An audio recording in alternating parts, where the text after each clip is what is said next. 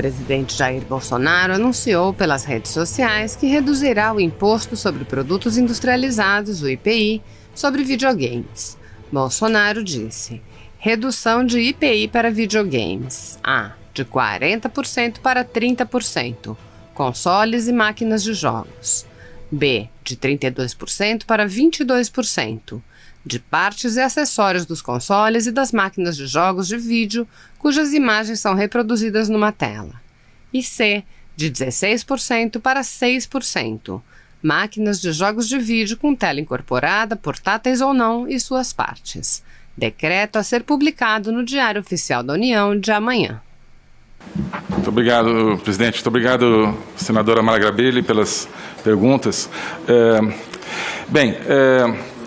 Eu acho que existe uma percepção extremamente superficial sobre o que nós estamos fazendo em política externa. Existe uma percepção equivocada sobre o que era a nossa política externa e sobre o que ela é hoje, né?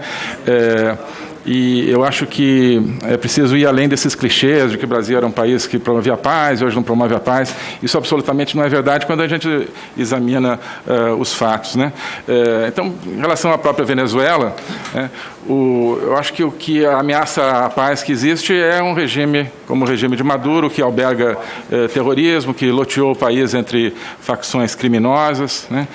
Que ameaça a segurança, a paz de todo o continente, inclusive em coligação aí, às vezes, com forças em outros países, como a gente tem mencionado. Então, eu acho que a gente não pode usar a ideia da paz e da atitude pacificadora como um elemento de ignorar a realidade, né? Eu digo que, né, diplomacia não é covardia, tem gente que acha que é, embora rime, mas não é, uma coisa completamente diferente, né?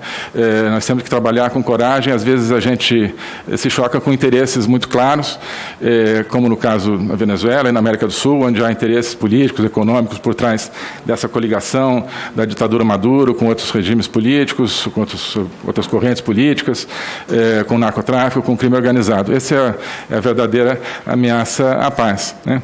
Então, nós estamos trabalhando com a realidade concreta, não com a realidade idealizada, teórica. O mundo não é um idílio, onde você chega, vamos ter um diálogo, que bom, vamos promover a paz, que maravilha. Isso não é assim que o mundo funciona, né? Seria bom que fosse. Então, nós estamos trabalhando pela paz agora concretamente, e não simplesmente com retórica, como era o caso antes, e tentando identificar quais são as ameaças reais à paz, né? Então, também existe um equívoco muito grande, achar que o Brasil está no mundo para intermediar, digamos, situações entre outros países, né? Ou entre outras forças. Não, nós temos as nossas posições, os nossos interesses, as nossas posições, e nos articulamos com diferentes países para promover esses interesses e esses princípios, né? Que são os princípios que estão na Constituição. Então, como eu dizia, a Constituição, e como o senhor sabe muito melhor do que eu, fala da busca da paz, fala da prevalência dos direitos humanos, fala da autodeterminação dos povos, fala de várias coisas. Estamos trabalhando por todas elas, né? Nós temos que trabalhar, não é uma opção, né? A Constituição nos manda trabalhar pelos direitos humanos na Venezuela, né? Governos anteriores que deixaram esse descalabro surgir na Venezuela, que o apoiaram, inclusive financeiramente, com perdas para o contribuinte brasileiro, são aqueles que feriram de maneira direta a Constituição Federal. O Brasil não está fechando nenhuma porta, né? O Brasil está dizendo aquilo que pensa, aquilo que é o sentimento do povo brasileiro, né? O discurso do presidente nas Nações Unidas procurou mostrar a realidade do combate ao Covid, a realidade da Amazônia, a realidade da nossa atuação em favor de novos enfoques que estão, por exemplo, contribuindo para a paz no Oriente Médio.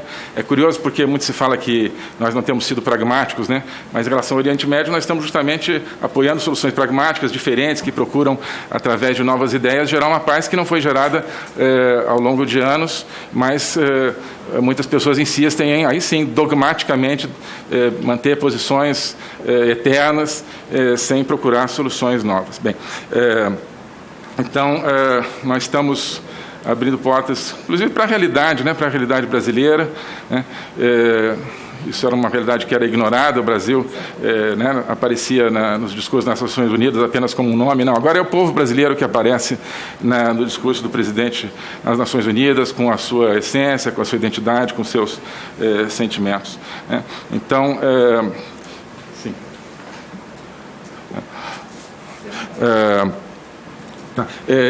Bom, só rapidamente a questão de... não é fato que a proximidade do Brasil seja com Trump e não com os Estados Unidos. Bom, isso é uma interpretação, direito da senhora, mas é o contrário.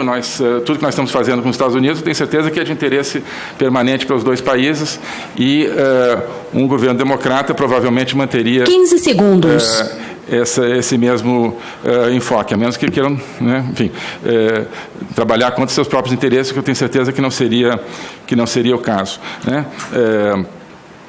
Bem, e o que existe, assim, nós não podemos desperdiçar a oportunidade de fazer coisas com os Estados Unidos pelo fato de que o presidente atual pode perder as eleições, porque assim nós não faríamos nada nunca com nenhum país. Né? Sobre a fronteira fechada com a Venezuela, é uma decisão sanitária, é uma decisão que é tomada através de, enfim, coordenação entre vários órgãos desde o começo da pandemia. Inclusive as portarias são de responsabilidade de outros órgãos e não diretamente do Itamaraty. Então, eu não queria aqui comentar diretamente a portaria que a senhora mencionou, né, porque não foi diretamente da nossa responsabilidade, mas vou pesquisar mais a respeito para lhe mencionar essa portaria. Agora, o fato de que nós não estamos demonstrando solidariedade pelo povo venezuelano, no caso específico, me parece completamente equivocada, né?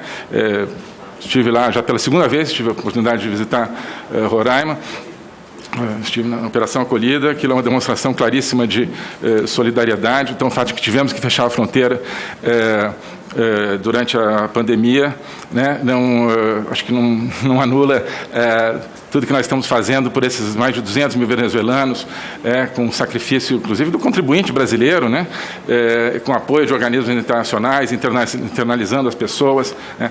Eu acho que dizer que o fato da fronteira estar fechada por razões sanitárias é ignorar completamente de quem nunca viu realmente a realidade dos venezuelanos que chegam lá e o carinho e a atenção com que eles são tratados pelo governo brasileiro. Eu acho que assim é um sofisma realmente total e não corresponde de forma nenhuma à realidade. Senadora Mara vai querer fazer mais alguma consideração?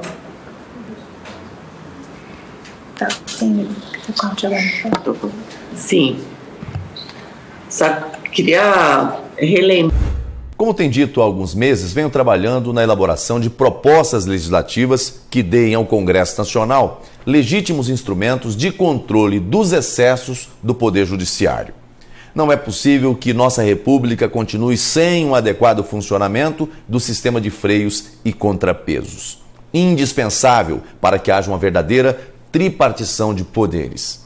Temos assistido a uma supremacia de um poder em relação aos demais. O presidente da República pode ter sustado os efeitos de seus atos pela decisão de um ministro do Supremo Tribunal Federal.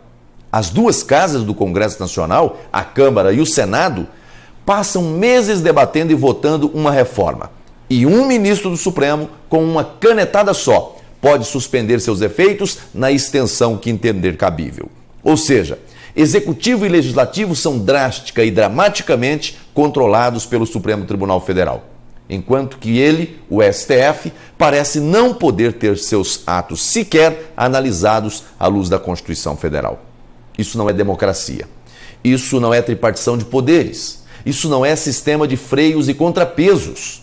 E mais, o Supremo pode instaurar um inquérito, ordenar buscas e apreensões e prisões em flagrante violação ao sistema acusatório, e isso ainda é tido como constitucional por 10 de seus ministros.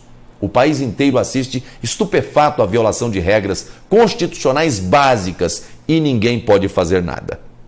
Os prejudicados resolveram recorrer a um órgão internacional, a Corte Interamericana de Direitos Humanos. Ou seja, chegamos ao ponto de admitir que não temos no ordenamento jurídico brasileiro um correto funcionamento do sistema de freios e contrapesos.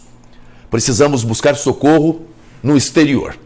Aqui existem freios sim e muitos, mas somente para o Executivo e Legislativo. Mas não existem freios para o Judiciário. Existe a figura do impeachment de ministros, mas isso não é o mesmo que freio ou contrapeso em relação ao Poder Judiciário. Enquanto o Supremo e todo o Judiciário exercem corretamente a autocontenção, ou seja, enquanto reconhecem e respeitam os limites postos pela Constituição, não é preciso cogitar qualquer controle externo.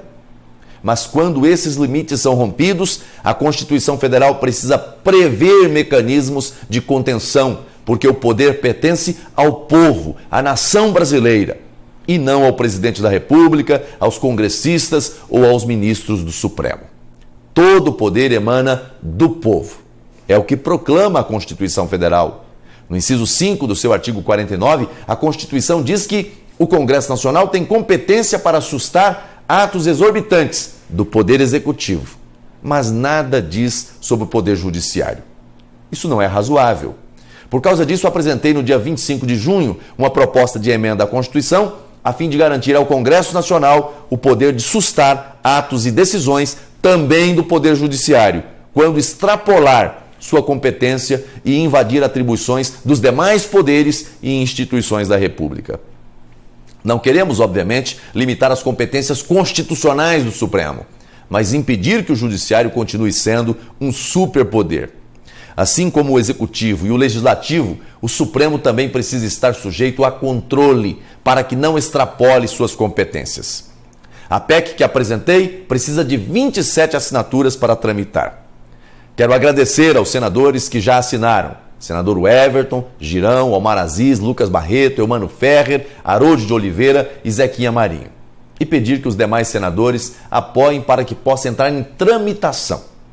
Vozes contrárias certamente surgirão, mas hoje há uma clareza nacional da urgente necessidade de construir em nossa República um sistema de freios e contrapesos que seja completo, para que a tripartição de poderes funcione de verdade. Deus abençoe você, Deus abençoe o Brasil.